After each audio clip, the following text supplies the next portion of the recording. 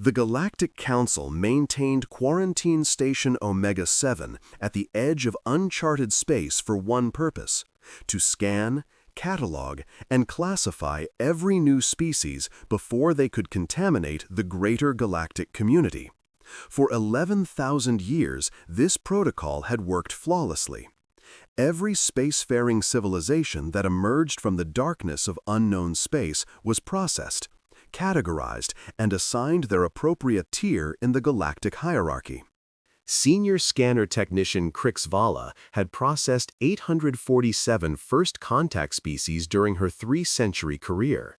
She had seen silicon-based life forms that communicated through electromagnetic pulses. She had cataloged ammonia breathers whose psychology was so alien that the translation matrices required 17 years to decode their concept of greeting. She had even processed the Vorthakian Collective, a species that existed simultaneously across 4-dimensional planes and required entirely new scanning protocols to properly assess. Nothing had prepared her for what appeared on her scanner display that morning.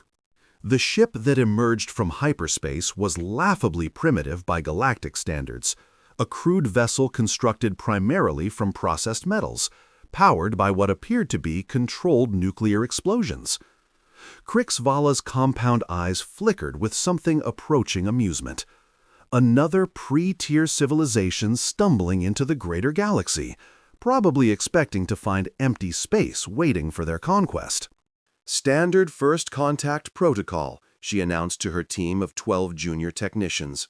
"Full biological scan, psychological profile, threat assessment. Given the technology level, I'm predicting Tier 12 classification, possibly Tier 13 if their cognitive functions are particularly limited." The scanning array activated, bathing the primitive vessel in 17 different types of sensor radiation.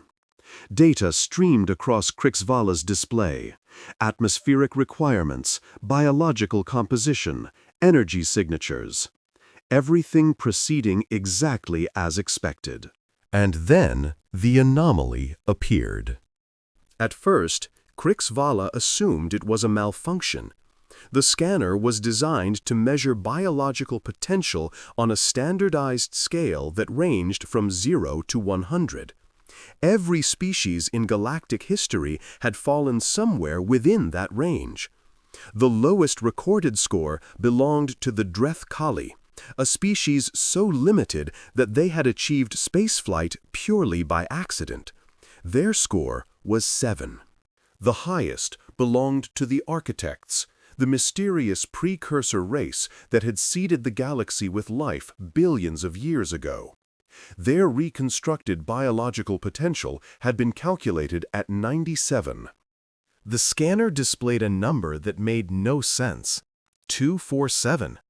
"Recalibrate the scanner," Crix Vala ordered, her voice carrying a tremor she couldn't entirely suppress. "There's clearly a malfunction in the—" "Already recalibrated," Junior Technician Thross interrupted. 3 times. The reading is consistent." "That's impossible. Run a diagnostic on the entire array." The diagnostic came back clean.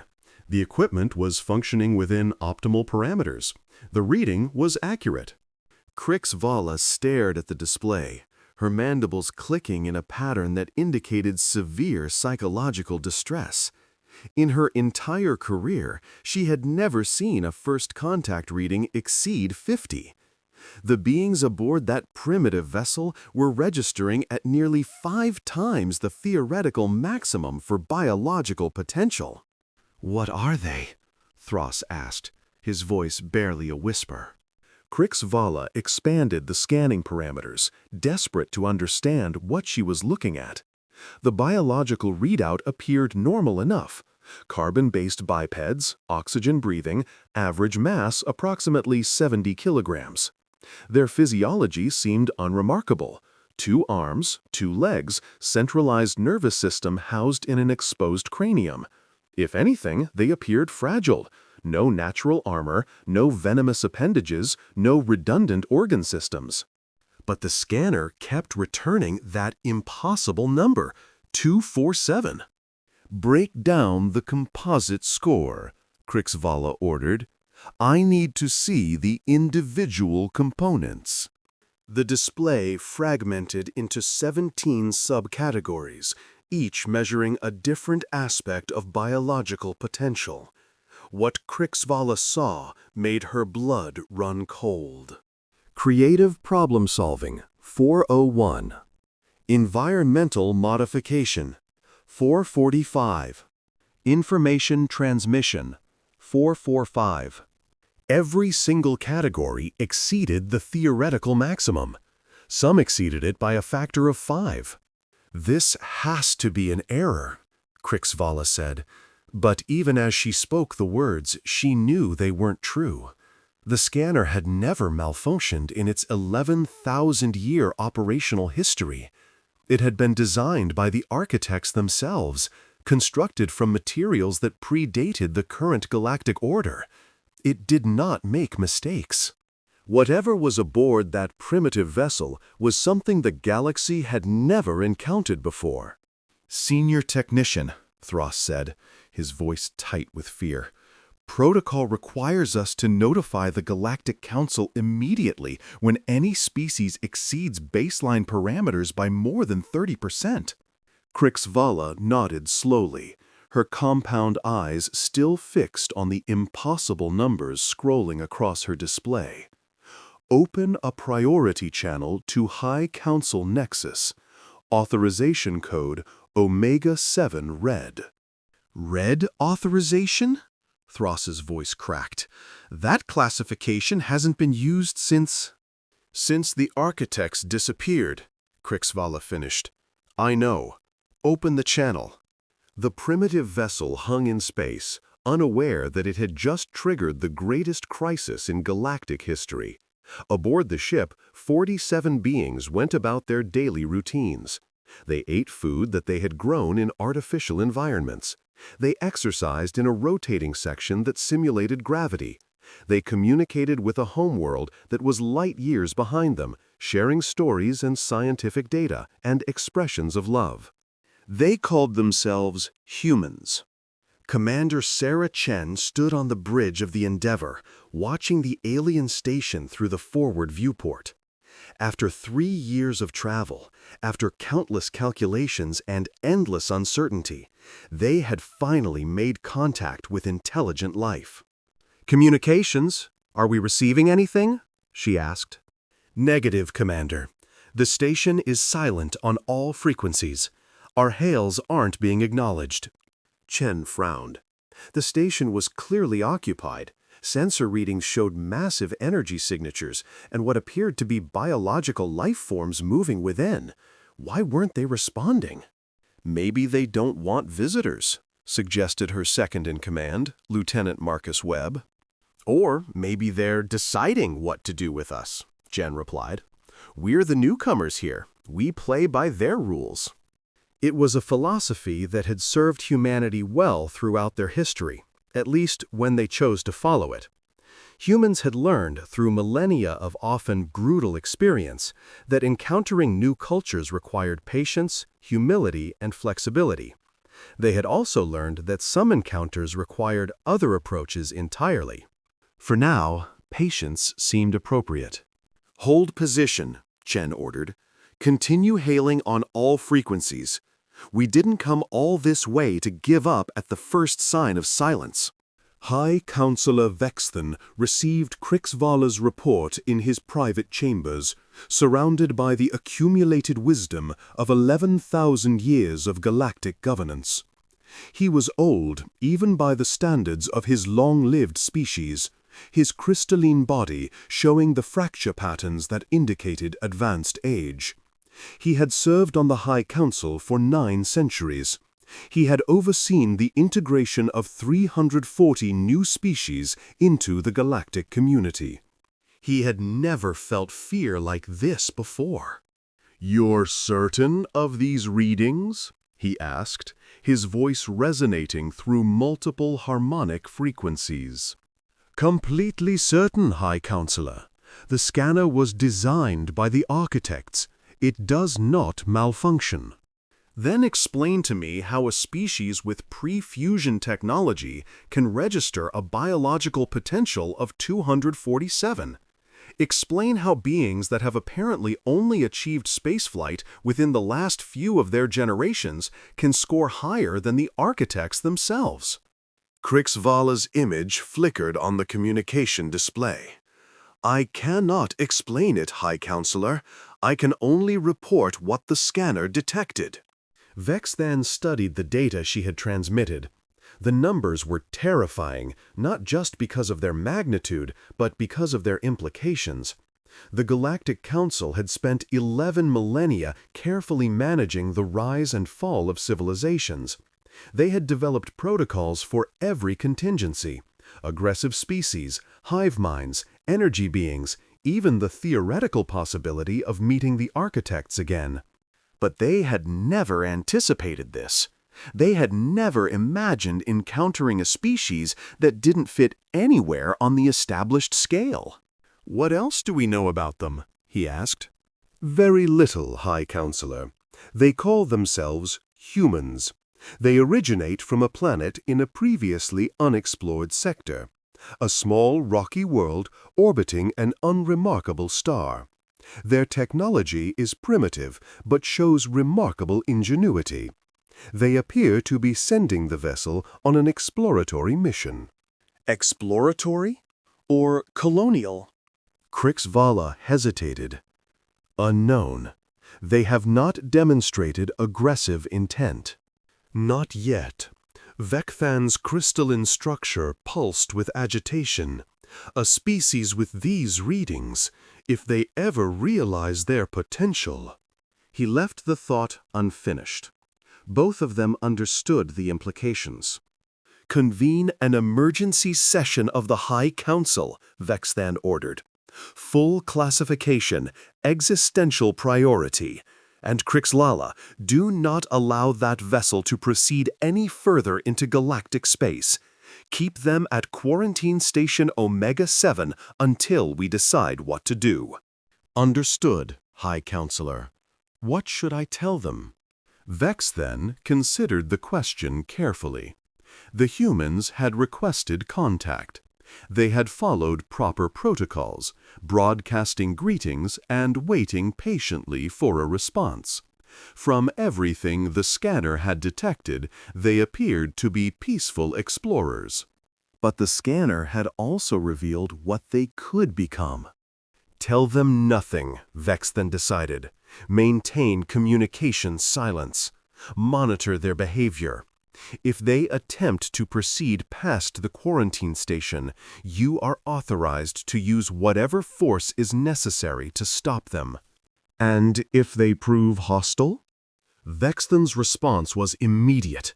"If they prove hostile, destroy them immediately, whatever the cost." Part 2. The Waiting Game.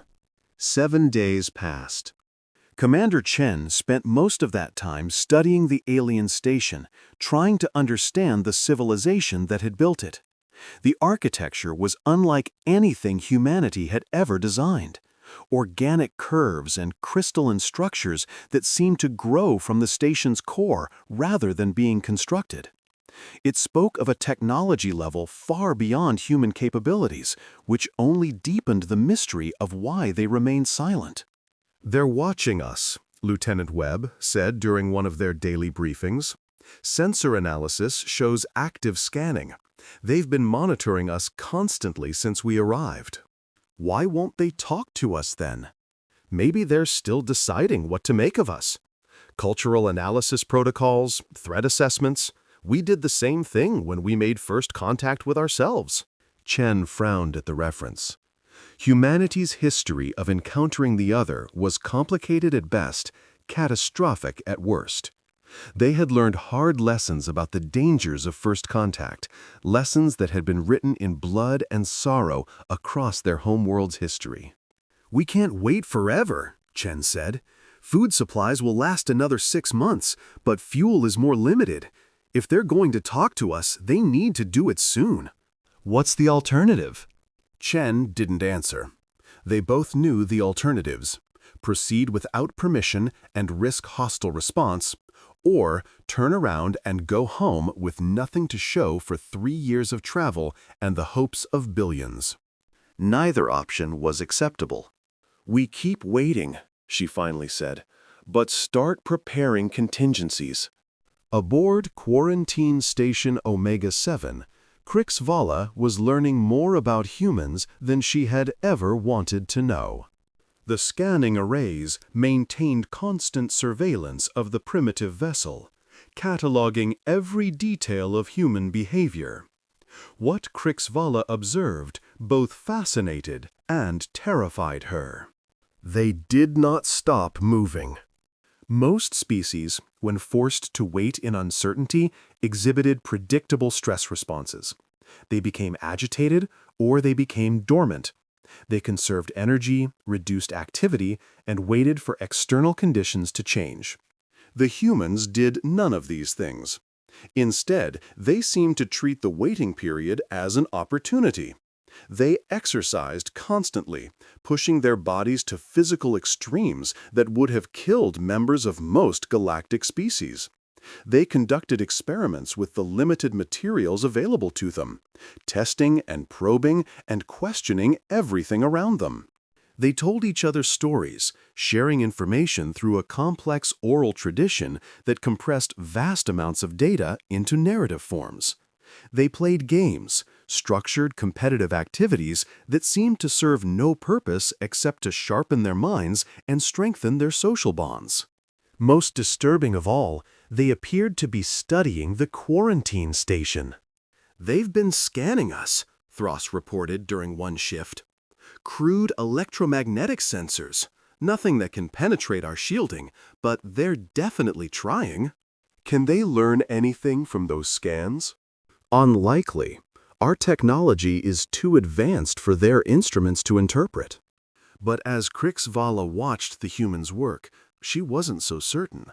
One of them, a female with dark hair and intense eyes, had been staring at the station for hours, making notes on a primitive display device. She couldn't possibly understand what she was seeing. The technology gap was too vast. And yet, the way her gaze moved across the station's structure, the way her expression shifted as she observed different sections, it looked almost like comprehension. "Increase monitoring of that individual," Crix Vala ordered, pointing to the screen. "I want to know everything she does."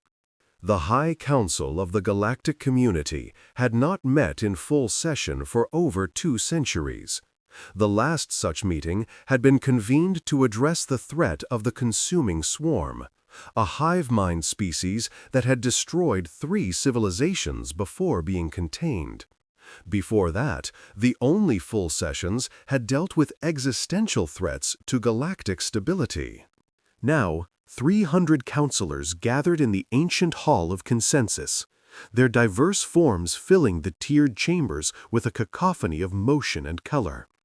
Crystal beings resonated alongside gas cloud entities. Insectoid ambassadors clicked their mandibles near the fluid forms of the Thalvex. Every major species in the galaxy was represented, every voice ready to be heard. High Counselor Vexthan called the session to order. "We face a situation unprecedented in the history of this council," he began. 7 solar cycles ago, a primitive vessel emerged from uncharted space and approached Quarantine Station Omega-7. Standard scanning protocols revealed something that has never been observed before. He projected Crix Vala's data onto the central display. The numbers hung in the air like a death sentence. "A biological potential of 247, Vexthan continued, every component score exceeding the theoretical maximum. A species that, according to our most fundamental understanding of biological development, should not be possible." Murmurs rippled through the chamber. The counselors were studying the data, their various forms of communication filling the space with a complex tapestry of sound and light and electromagnetic pulses. Ambassador Trixva of the Meridian Collective spoke first. High Counselor, with respect, these readings must be erroneous. The architects designed the scanning arrays to measure biological potential within known parameters. A reading of 247 is not merely unusual, it is mathematically impossible. I share your skepticism, Ambassador, which is why I ordered the scanning arrays to be verified by 3 independent diagnostic teams. All confirmed the equipment is functioning perfectly. The readings are accurate. Then how do you explain them? Vexthan's crystalline structure pulsed with uncertainty. I cannot, which is precisely why I have convened this session. We are facing something outside our experience, something that our predecessors never anticipated. Perhaps because it never existed before, suggested Counselor Zephyral, the ancient representative of the ephemeral ones. His gaseous form shifted colors as he spoke. I have studied the old records extensively. The architects themselves never registered biological potential above 100. They designed the scale to end there because they believed nothing could exceed it. Precisely. So either the architects were wrong, which seems unlikely given their demonstrated capabilities, or something fundamental has changed. Or these humans are not what they appear to be, interjected Ambassador K of the Warrior Syndicates. His armored carapace gleamed under the chamber's lights. Perhaps they are a trap, a weapon designed by an enemy we have not yet identified. What enemy? The galaxy has been at peace for millennia. Peace is an illusion, Kvex replied. There are always threats lurking beyond the mapped regions. Perhaps this is an invasion in disguise. The debate continued for hours. Counselors proposed theories ranging from the plausible to the absurd. Some suggested the humans were engineered beings, created by an unknown power for unknown purposes. Others theorized that they were evolutionary anomalies, products of a planet with unique conditions that had never been replicated elsewhere. A few even proposed that they might be the architects themselves, returned in a new form. Through it all, Vex then remains silent, listening to every argument while the data continued to scroll across his private display. The scanner had captured more than just biological potential readings. It had analyzed the human's physiology, their behavior patterns, their social structures. And the more Vexthan studied this data, the more certain he became that the Council was asking the wrong questions. They were focused on what the humans were. They should have been asking what the humans could become. Enough, Vexthan finally announced, his harmonic voice cutting through the chamber's noise. We have debated theories for hours without reaching consensus. I propose a different approach. What do you suggest, High Counselor? I suggest we gather more data. The humans are waiting at Quarantine Station Omega-7, apparently willing to establish peaceful contact. Rather than speculating about their nature, let us learn who they are directly. Ambassador Kvex's carapace rattled with displeasure. You propose to engage with a potential threat? To allow beings of unknown capability to influence our understanding?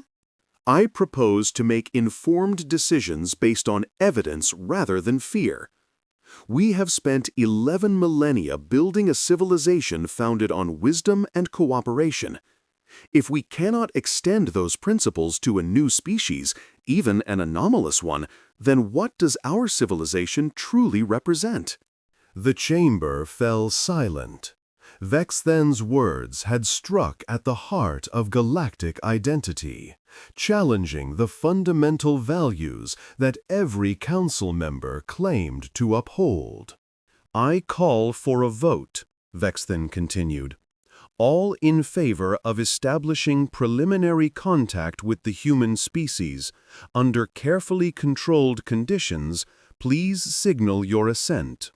The voting matrix activated. Numbers scrolled across the display as 300 counselors registered their decisions. The motion carries, Vecthan announced. We will make contact with the humans. May the wisdom of the architects guide us in the days ahead.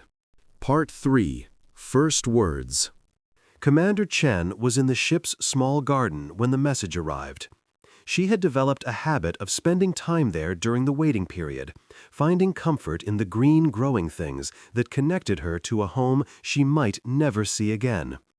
The garden was technically a food production facility, but the crew had added decorative plants alongside the vegetables, a small gesture of beauty in the cold emptiness of space.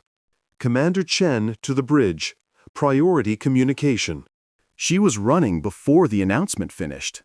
The alien signal filled the bridge when she arrived, a complex pattern of light and sound that the ship's translation algorithms were already struggling to decode.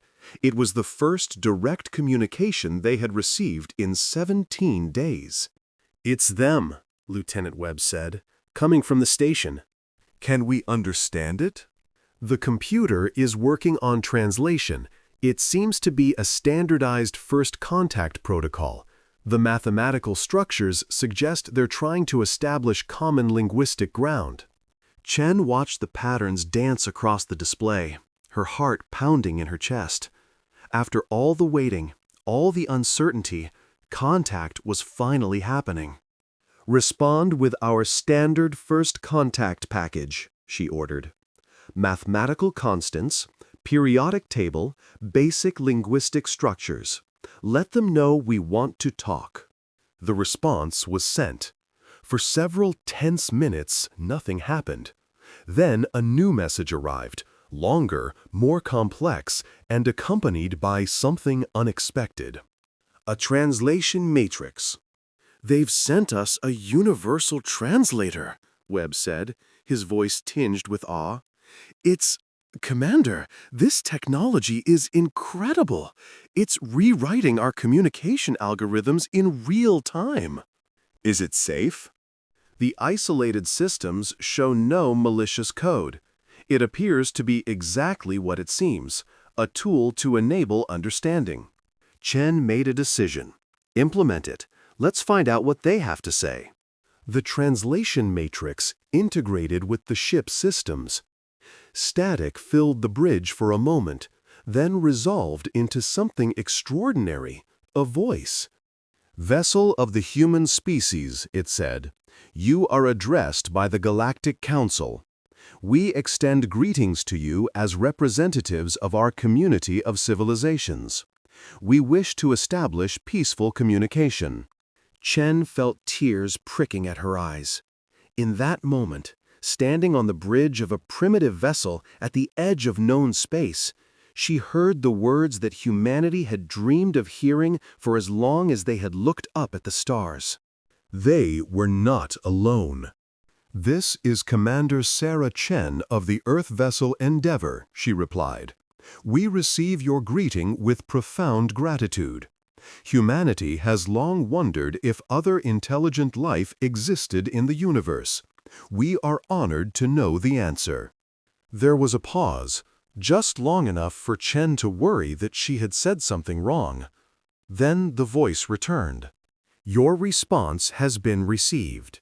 We invite you to send a delegation to Quarantine Station Omega-7 for formal first contact procedures. Please be advised that this invitation extends to a maximum of 3 individuals. Further instructions will follow." The message ended. The bridge was silent. "3 people," Webb said. "They want 3 people to go aboard that station." Chen nodded, her mind already racing through the implications. They were being given an opportunity and a test. Who she chose to send would communicate something about humanity's priorities, values, and intentions. "Assemble the senior staff," she ordered. "We have a decision to make." Krixvala watched the human delegation approach the station's docking port with mixed feelings. The High Council had approved contact, but they had also authorized her to maintain intensive monitoring of every interaction. She was responsible for ensuring that nothing went wrong. Given what the scanners had revealed, she wasn't sure that anything could ensure safety. The three humans emerged from the docking umbilical in environmental suits, a precaution against the station's atmospheric mix, which differed slightly from their native requirements. They moved carefully, taking in their surroundings with obvious curiosity, but their body language showed no sign of fear. That troubled Krixvala more than she wanted to admit. Most first contact delegations exhibited significant stress responses when entering an alien environment. The psychological pressure of encountering the unknown typically produced elevated heart rates, increased cortisol levels, and diminished cognitive function. The human's vital signs showed elevated excitement, but no fear response whatsoever. "Welcome to Quarantine Station Omega-7," Krixvala announced through the station's speaker system. "I am Senior Scanner Technician Krixvala. I will be your primary point of contact during your stay." The lead human, the one identified as Commander Chen, stepped forward. "Thank you for receiving us. I'm Commander Sarah Chen. This is Dr. Marcus Webb, our Chief Science Officer, and Dr. Amara Okonkwo, our Cultural Specialist." "Cultural Specialist?" Krixvala noted the term. The humans had chosen to include someone specifically trained to understand alien civilizations. That suggested a level of preparation she hadn't expected. "We have many questions for you, Commander Chen," continued, "but we recognize that you likely have questions for us as well. We're prepared to share any information you require." Krixvala considered the offer carefully. The High Council had provided strict protocols for the interaction, but they had also emphasized the importance of gathering data on human behavior. An opportunity for information exchange could serve both purposes. "Follow me," she said. "We have prepared a meeting space where we can discuss matters of mutual interest." The meeting space was designed to accommodate a wide variety of biological forms, which meant it looked nothing like anything the humans had ever seen. Organic curves intersected with crystalline structures. Seating surfaces adapted to different body types through some technology that the humans couldn't identify. Light seemed to come from everywhere and nowhere at once. Commander Chen forced herself to focus on the task at hand rather than the overwhelming alienness of her surroundings. First contact was too important to be distracted by wonder.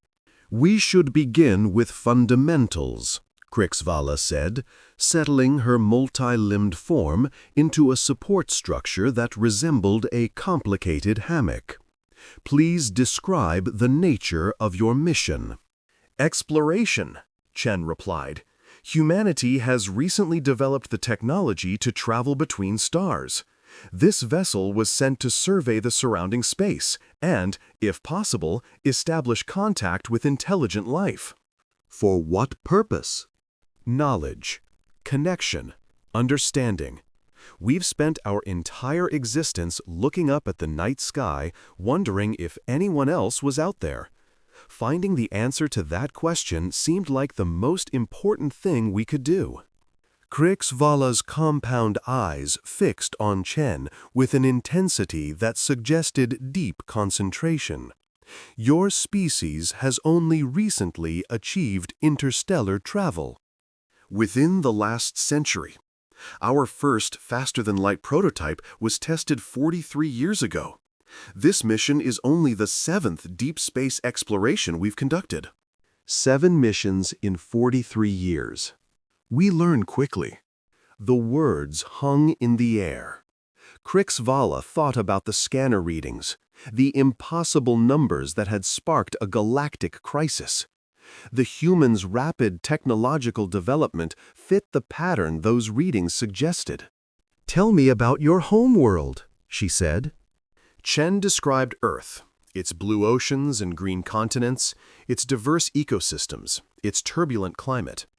She talked about human history, the rise and fall of civilizations, the long march from primitive tribes to a global society. She was honest about humanity's flaws, the wars, the environmental destruction, the periods of terrible cruelty. But she also spoke of humanity's achievements, the art and music that had flourished across millennia, the scientific revolutions that had transformed their understanding of reality, the social progress that had gradually expanded the circle of moral concern. Krixvala listened in silence, her mind processing the information against the framework of galactic history. What Chen described was not unusual in broad strokes. Many species had followed similar developmental paths. But the pace was extraordinary. Where most civilizations took tens of thousands of years to progress from primitive agriculture to spaceflight, humanity had done it in less than 10,000. "You mentioned periods of conflict," Krixvala said when Chen paused. "Can you elaborate on the nature of human violence?" Chen's expression shifted, a subtle change that Krixvala's training identified as discomfort. "We're not proud of every aspect of our history. Humans have a capacity for violence that has caused tremendous suffering.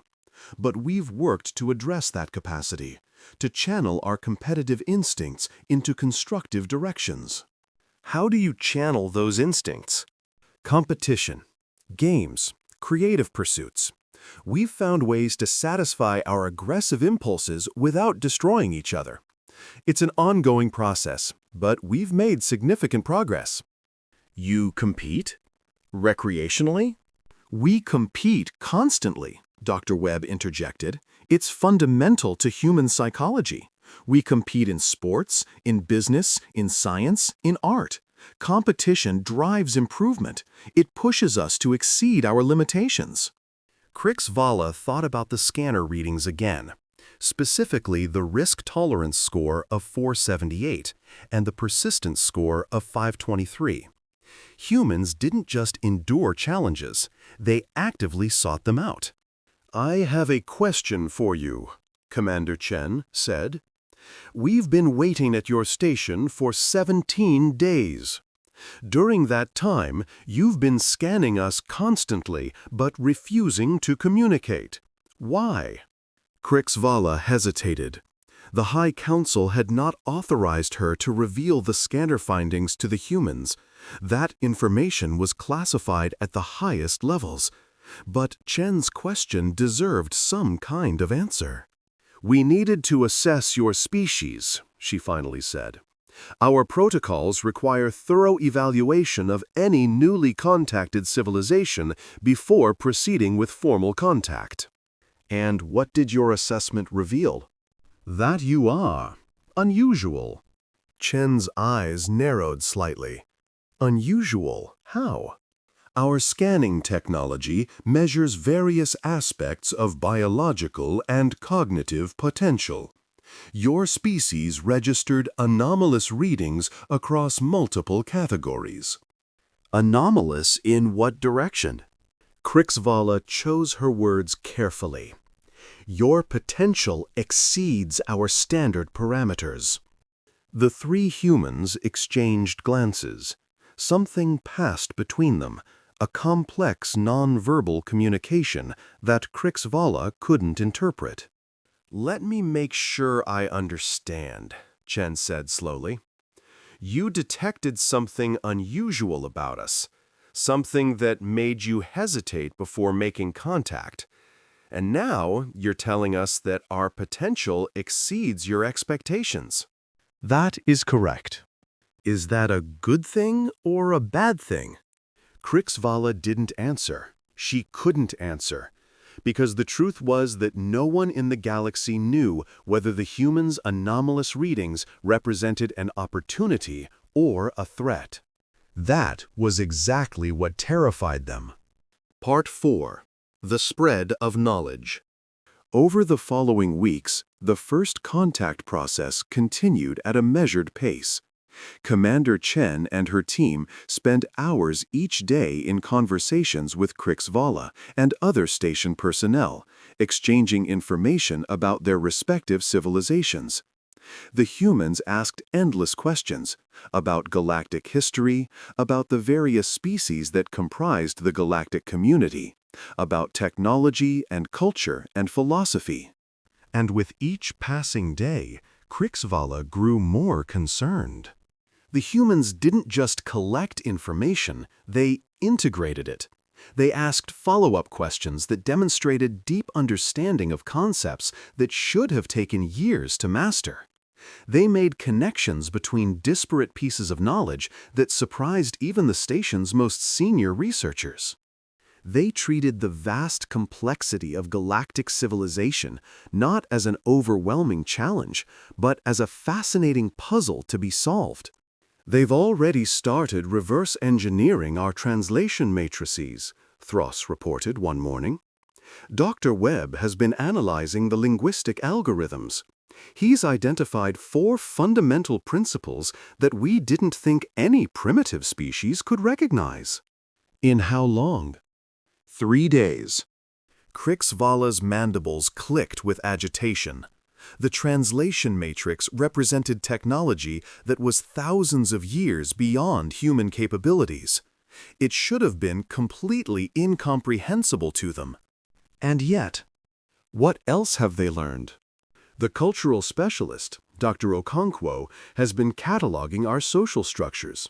She's already identified 17 distinct species and correctly inferred their basic political relationships based purely on observed behavior during meetings. She hasn't been given access to that information. No, she figured it out. Krixvala turned back to her monitoring displays. The humans were gathered in their meeting space, apparently engaged in one of their recreational competitions, a complex pattern of cards and tokens that seemed to have no practical purpose. But as she watched, she noticed something. They weren't just playing, they were analyzing. Each move in the game was accompanied by subtle gestures, quick glances, tiny shifts in posture that communicated volumes to those who knew how to read them. The humans were practicing, training their pattern recognition abilities, testing their skills against each other, pushing themselves to think faster and more clearly. Even their games were forms of optimization. High Counselor Vex then received regular reports on the first contact process, and each one deepened his concern. The humans were progressing through the standard integration protocols at an unprecedented rate. Tasks that typically took newly contacted species months to complete were being finished in days. Knowledge that should have overwhelmed their primitive understanding was being absorbed and applied with disturbing efficiency. "They're adapting to us," Ambassador Kvex observed during one council session. "Not just learning about us, adapting to us. Their behavior patterns are shifting to match our expectations. They're becoming harder to predict." "That is the nature of integration," Counselor Zephril replied. "All new species adapt to the galactic community." "Not like this. Not this fast. They're not just adapting, they're optimizing. Every interaction teaches them something new, and they immediately apply that knowledge to improve their next interaction." Vex then considered the ambassador's words carefully. The scanner readings had predicted exactly this kind of behavior. The humans' exceptional scores in adaptability and pattern recognition meant they would learn faster than any species the galaxy had encountered. But what would they do with that knowledge? "We cannot allow them unrestricted access to galactic society," Kvex continued. "Their growth rate is dangerous. If they continue on this trajectory, they will exceed our technological capabilities within generations. You propose restriction? Containment? I propose caution. Let us limit their exposure to advanced technology. Control the information they receive. Give ourselves time to understand what we're dealing with before they become too powerful to manage. The suggestion provoked immediate debate. Many counselors objected to the idea of restricting a peaceful species based on theoretical future threats. Others supported stronger measures, arguing that the potential risk justified preventive action. Through it all, Vexthan remained silent, watching the arguments unfold with growing unease. The council was dividing along familiar lines, those who favored openness against those who preferred control. It was a pattern that had repeated throughout galactic history. But this time, the stakes were different. There is another possibility, Vexthan finally said, cutting through the debate. One that we have not yet considered. What possibility, High Counselor? Partnership. The word echoed through the chamber. Partnership implied equality, an acknowledgement that the humans might have something to offer beyond their status as newcomers. They have potential that exceeds our own, Vexthan continued. We can attempt to suppress that potential, to contain it through restriction and control. But history teaches us that such attempts rarely succeed. Powerful species cannot be permanently constrained. They rise eventually, and when they do, they remember how they were treated.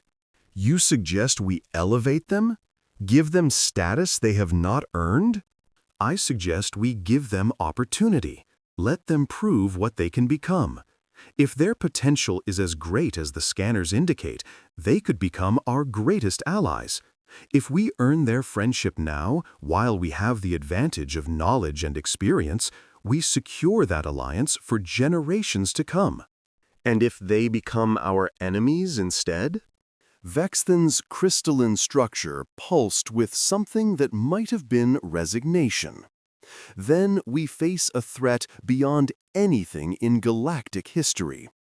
But at least we will have tried to prevent it through wisdom rather than fear. The vote was closer this time. 156 in favor of expanded partnership, 134 against, with 10 abstentions. The motion passed, but the division in the council was evident. Vexthan hoped they had made the right choice. He suspected they would not know for centuries to come. Part 5. The Proving Ground. 3 years after first contact, the first human ambassador arrived at the Galactic Council Nexus. Her name was Dr. Elena Vasquez, and she represented the most significant diplomatic advancement in human history. The journey from first contact to full ambassadorial status typically took newly contacted species decades. Humans had done it in 3 years. Elena stood in the observation gallery of the High Council chambers, looking out at the assembled representatives of 1,000 civilizations. The sheer diversity of life on display was staggering. Crystalline beings and gas clouds, insectoid hives and plasma entities, creatures of every conceivable form united in a single governing body. And now humanity had a voice among them. Ambassador Vasquez, High Counselor Vexthan said, his harmonic voice carrying across the vast chamber. Humanity is formally welcomed into the galactic community as a full member species. You are granted all rights and responsibilities associated with that status. Thank you, High Counselor. Elena's voice was steady, betraying none of the emotions swirling through her chest. Humanity is honored by this recognition. We look forward to contributing to the prosperity and wisdom of this community. We are pleased to welcome you. Please take your place among your fellow ambassadors. Elena walked to the section designated for humanity, a small platform positioned among the thousands of others that filled the chamber. It was a modest beginning, a tiny foothold in a galaxy of wonders. But humanity had never needed more than a foothold to begin. The following decades saw changes that the galaxy was not prepared for. It started small. Human scientists began collaborating with research institutions across dozens of worlds, contributing insights that their alien colleagues found surprisingly valuable. Human engineers tackled problems that had stymied galactic experts for centuries, approaching them from angles that more advanced species had never considered. Human artists created works that bridged cultural divides, producing expressions of beauty that resonated across species lines in ways that shouldn't have been possible. They see things differently, explained Dr. Threnva, a respected xenobiologist who had studied human cognition extensively. Their minds process information through unusual pathways. Where we see linear progression, they see webs of connection. Where we find complexity overwhelming, they find opportunity. The human approach to problem-solving became legendary. Faced with a challenge, humans didn't just work harder, they worked differently. They would abandon conventional approaches, try absurd alternatives, fail repeatedly, and then suddenly succeed through methods that no one had anticipated. More disturbingly, they kept improving. The biological potential readings from first contact had predicted exceptional adaptability. What the readings hadn't conveyed was the speed of that adaptation. Human settlers on diverse worlds began developing physiological changes within generations, adjustments to gravity, atmosphere, radiation exposure. Their cognitive development accelerated as well, with each generation building on the knowledge of the previous one while adding new capabilities. They're not just learning, Ambassador Kavex warned during one council session. They're evolving, deliberately, consciously. They're directing their own development in ways we have never seen. Is that prohibited? It's unprecedented. Our own biological potential reached its peak millennia ago. We have remained stable since then. That stability is what allowed our civilization to endure. The humans show no signs of stabilizing. They just keep changing. The implications were concerning. A species that continued to evolve might eventually become something unrecognizable, something beyond the parameters of galactic society, something that couldn't be predicted or controlled. But when the Council considered taking action to limit human development, they discovered an uncomfortable truth. They couldn't. Humans had made themselves indispensable. Their innovations had revolutionized energy production, communication technology, and medical science. Human mediators had resolved conflicts that had festered for centuries between ancient rival species. Human explorers had mapped regions of space that even the most advanced galactic civilizations had been unable to chart. Attempting to restrict them now would cause disruptions throughout the galactic economy and destabilize political relationships that humans had helped to build. The galaxy needed humanity, and humanity knew it. Part 6. The Chrysalis Effect. 50 years after first contact, Ambassador Vasquez, now serving her third decade as humanity's voice on the Council, requested a private meeting with High Counselor Vexthan. They met in his personal chambers, surrounded by the artifacts of 11,000 years of galactic history.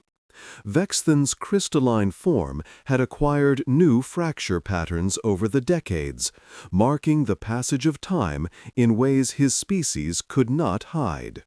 "You have lived through remarkable times, High Counselor," Vasquez said. "You were present when we first arrived at Quarantine Station Omega-7.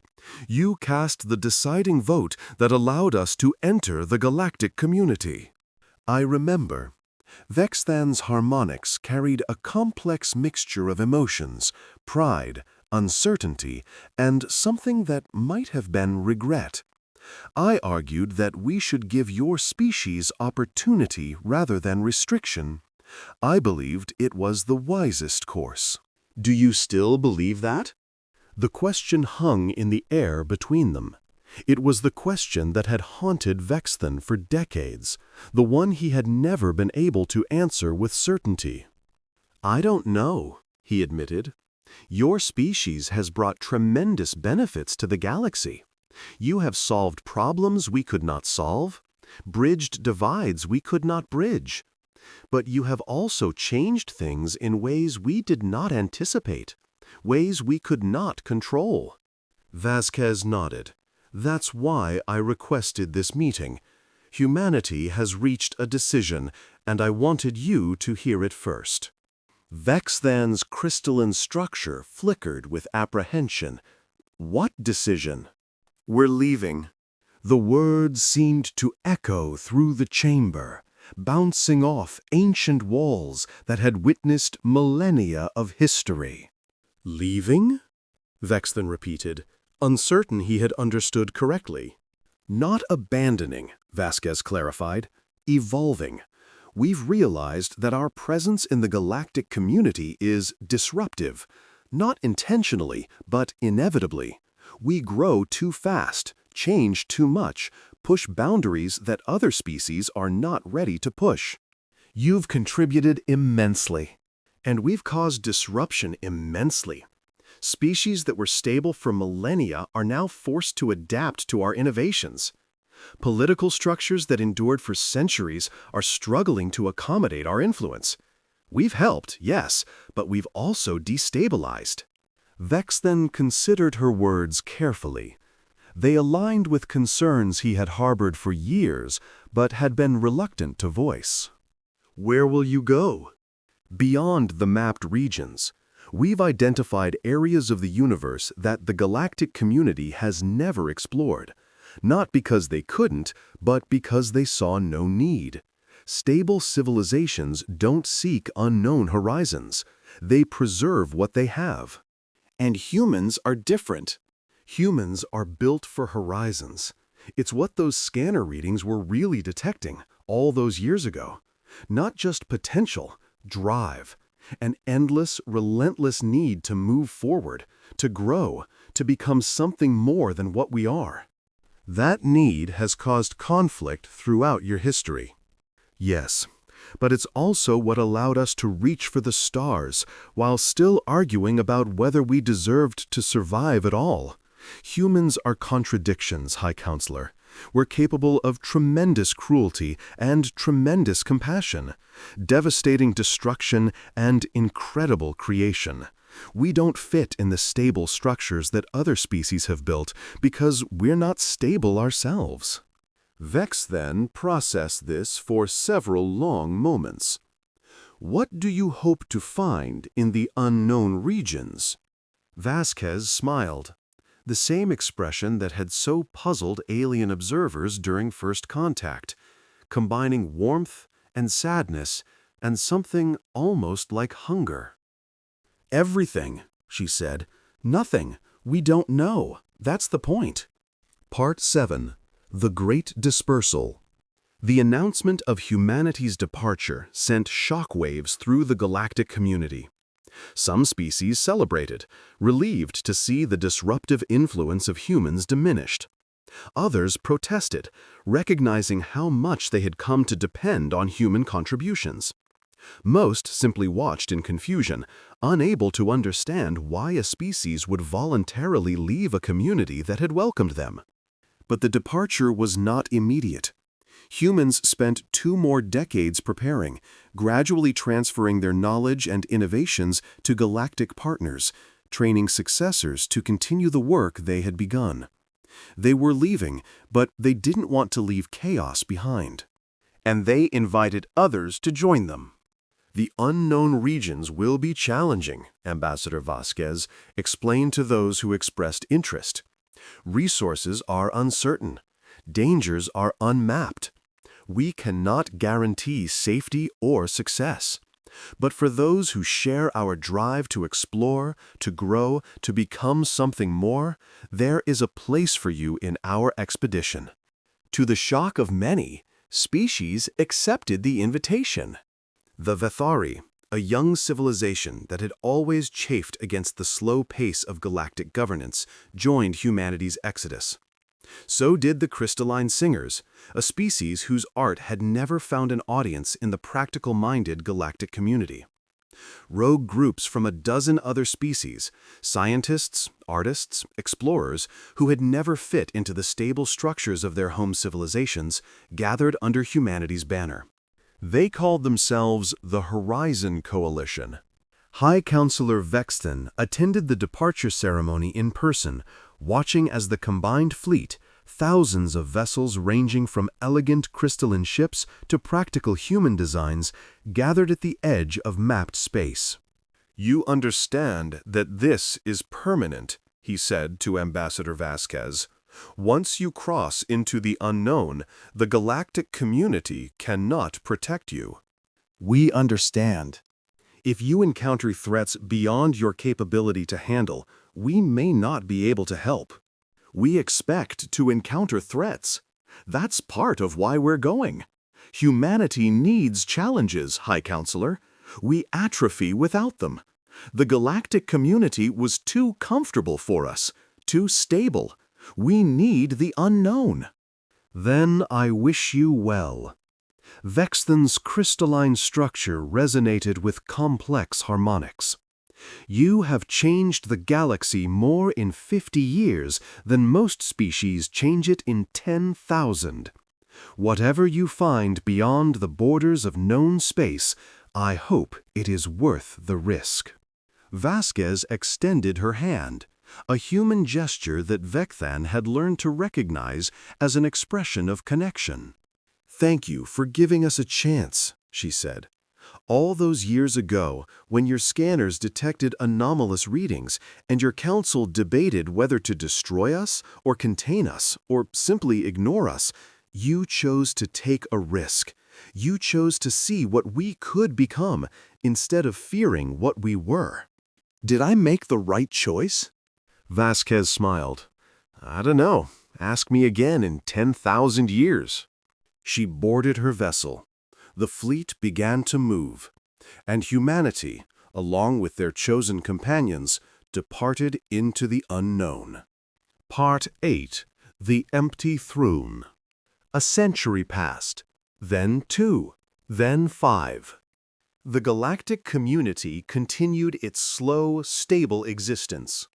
Species that had existed for millennia continued to exist, their civilizations changing in careful, measured increments. The innovations that humans had introduced were gradually integrated, becoming part of the galactic infrastructure without disrupting its essential nature. But something had changed, something that even the most stable civilizations could not ignore. The sky was different. Astronomers across the galaxy noted the first anomalies about 200 years after humanity's departure. Strange energy signatures were appearing in regions beyond mapped space, patterns that suggested technology operating at scales the galactic community had never achieved. Long-range sensors detected evidence of megastructures being constructed around distant stars. Communication arrays occasionally picked up fragments of signals that seemed to come from nowhere and everywhere simultaneously. The Horizon Coalition was doing something out there, something big. "We should send probes," Ambassador Kvex argued during one council session. "We need to know what they're doing." "They departed voluntarily," High Counselor Methra replied. "Vexen had passed on centuries ago, his ancient form finally surrendering to the inevitable. They chose to leave our jurisdiction. We have no right to spy on them. We have no right to spy on them. We have every right to protect ourselves. If they're building weapons, They would be perfectly capable of preventing our probes from reaching them. The fact that we can detect anything at all suggests they're not trying to hide. The debate continued, but no action was taken. The galactic community was too stable for decisive action, too cautious for exploration. They watched and wondered and waited. And then, 300 years after humanity's departure, the first message arrived. Part 9. The Return. It came simultaneously to every communication array in the galaxy, a burst of data that bypassed every security protocol, every filter, every barrier that 11,000 years of technological development had created. It was not hostile, it was simply unstoppable. The message contained two elements. The first was an image, a visualization of the universe as seen from a perspective that no galactic species had ever achieved. Stars and galaxies stretched across the display in patterns that revealed hidden structure, hidden connections, hidden meaning. It was beautiful beyond description, and it was incomprehensible. The second element was a simple statement. We have not forgotten where we came from. When you are ready to join us, the way is open. The message ended. No explanation was provided. No demands were made. Just an offer, extended without conditions, from beings who had transcended everything the galactic community understood about the universe. High Counselor Methra convened an emergency session. The chamber filled with 300 counselors, all of them processing the impossible message and the even more impossible implications. "What do they mean? Join us?" asked the ambassador from the Vethari remnant, those members of the species who had chosen not to follow their kin into the unknown. The message provides no explanation. What are they? What have they become? Unknown. Can we respond? Can we ask for clarification? The message carried no return address. It appeared from nowhere, delivered by technology we cannot comprehend. The council debated for days. Some counselors advocated immediate response, arguing that humanity's offer represented an unprecedented opportunity.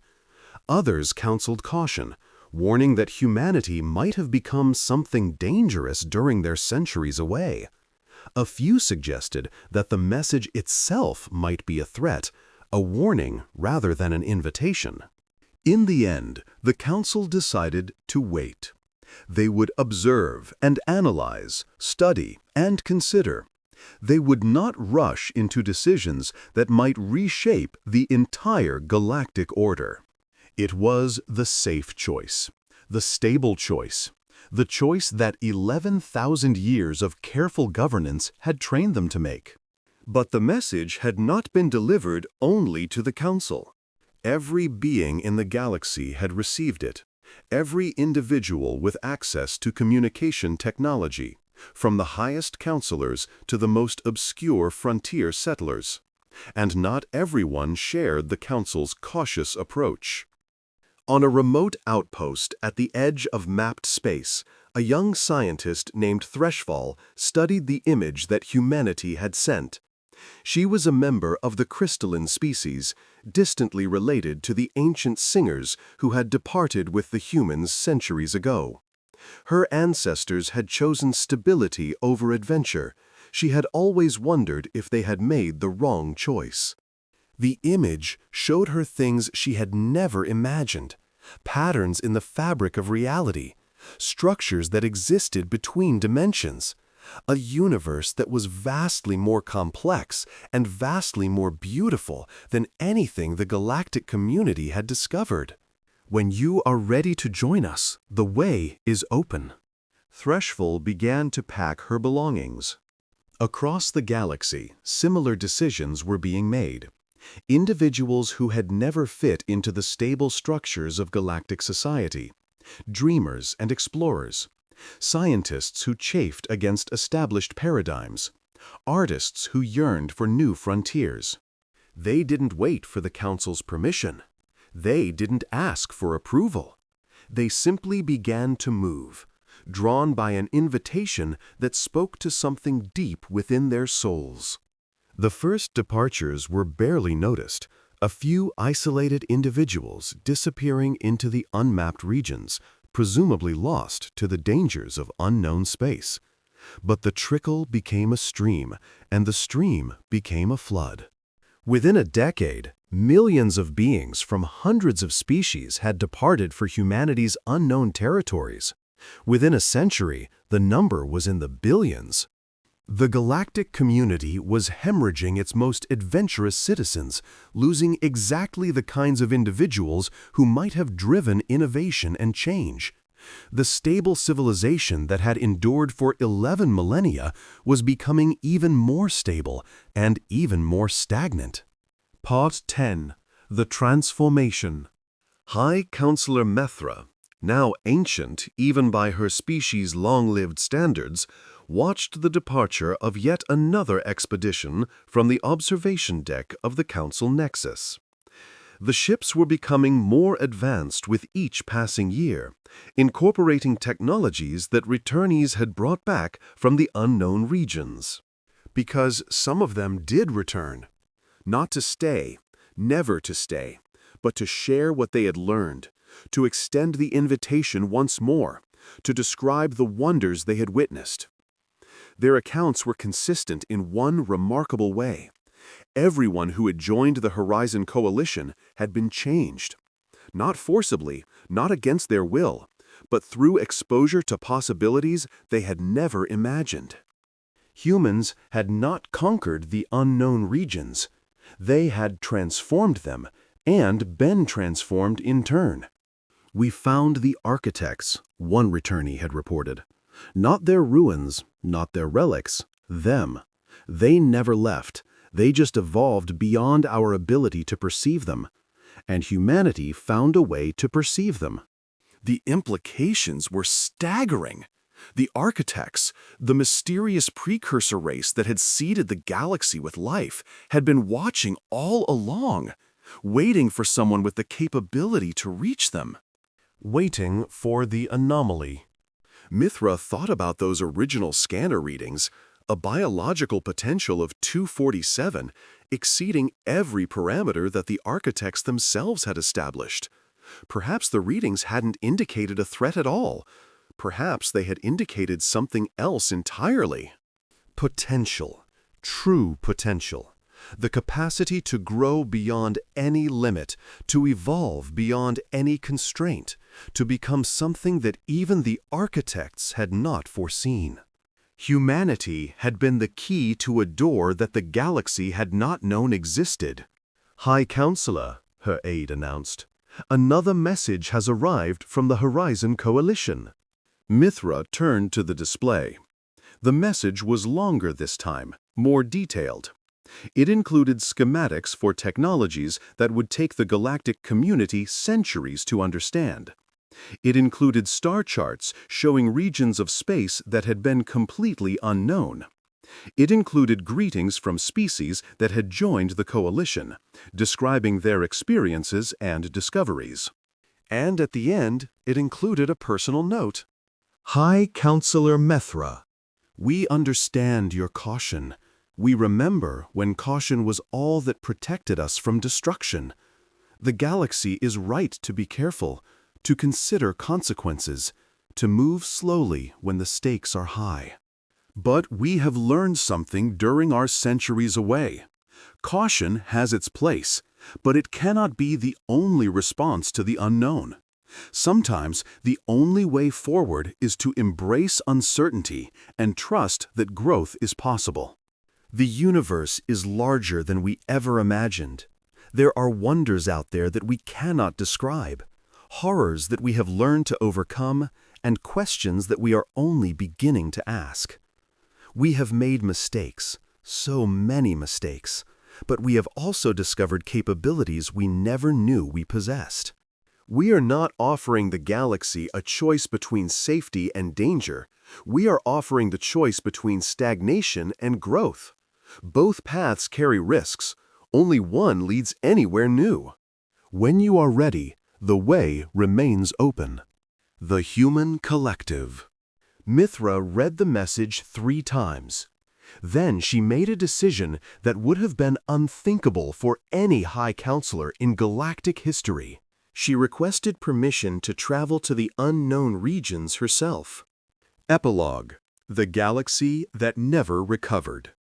10,000 years after a primitive vessel appeared at Quarantine Station Omega-7, the galaxy was unrecognizable. The Galactic Council still existed, a shell of its former self, maintaining stability for those species who chose stability. But it was no longer the center of galactic civilization. That role had been claimed by the Horizon Coalition, which had grown from a collection of adventurous misfits into a trans-dimensional community that spanned multiple galaxies and touched realms of existence that defied conventional understanding. And at the heart of that community, guiding its growth while remembering its origins, were the humans. They had changed beyond recognition. Some had transcended physical form entirely, existing as patterns of thought woven into the fabric of reality. Others had chosen to remain biological, though their bodies now incorporated technologies that previous generations would have considered magic. Many existed in states that fell outside any familiar category, exploring modes of being that had no precedent in galactic history. But they were still recognizably human. They still told stories. They still played games. They still formed bonds of love and friendship that transcended species and dimension and time itself. They still argued passionately about matters both trivial and profound, never content with consensus, always pushing for better answers to endless questions. And they still remembered where they had come from. Every year, on the anniversary of First Contact, representatives of the Human Collective returned to the site of the old quarantine station. The structure had long since been dismantled, replaced by a monument that contained the original scanner readings, those impossible numbers that had triggered a galactic crisis 10 millennia ago. This year, the gathering was larger than usual. Species from 100 galaxies had come to observe, curious about the strange tradition that humans maintained. The senior human representative, a being whose form shifted between states of matter as she spoke, addressed the assembled crowd. "Today, we remember a moment of fear," she said. "Long ago, a galaxy looked at us and saw a threat. They saw potential that exceeded their understanding, and they didn't know what to do with it." The image of the original scanner readings appeared in the air, 247. They could have destroyed us. They had the capability. We were primitive, vulnerable, completely at their mercy. And the evidence suggested that we would become something dangerous if allowed to grow. She paused, letting the weight of history settle over the crowd. Instead, they chose to give us a chance. One voice, High Counselor Vexthan, argued that potential should be nurtured rather than feared, that the unknown should be embraced rather than destroyed, that wisdom meant taking risks, not avoiding them. The image shifted, showing Vexton's crystalline form as it had appeared during the original council session. He didn't know if he was making the right choice. None of them did. They took a leap of faith, trusting that beings with anomalous potential might use that potential for good. She smiled, an expression that humans had carried with them across 10,000 years of evolution. "We try to be worthy of that trust. We don't always succeed. We've made terrible mistakes during our journey. But we keep trying. We keep growing. We keep reaching for possibilities that others consider impossible." The monument's display activated, projecting the final message of the ceremony into the void. When alien scanners detected a human anomaly 10 millennia ago, the galaxy faced a choice: fear the unknown or embrace it. They chose to embrace. The galaxy has never recovered. Neither have we. And we wouldn't have it any other way. The ceremony ended. The visitors departed, returning to their home galaxies and dimensions and realities. The humans remained for a while longer, contemplating the monument and the history it represented. Then they, too, turned their attention to the future. There were always new horizons to explore. Afterward, Scanner Log, Quarantine Station, Omega 7. Technician, Senior Scanner Technician, Krixvala. Initial Assessment. Technology Level, Pre-fusion, estimated Tier 12-13. Biological Potential, Error, Reading exceeds parameters. Recommended Action, Classification pending. Technician Notes. I have processed 847 first contact species. I have never seen anything like this. The scanner readings exceed every established parameter. Individual component scores range from 198 to 583, with a composite biological potential of 247. These beings should not exist. Their potential violates the fundamental assumptions upon which our assessment protocols are built. The architects designed this system to measure the full range of biological capability, and these humans exceed it by a factor of nearly 3. I am forwarding this report to the High Council with red authorization. I don't know what we're dealing with. I don't know if they represent an opportunity or a threat. But I know that the galaxy will never be the same. End log.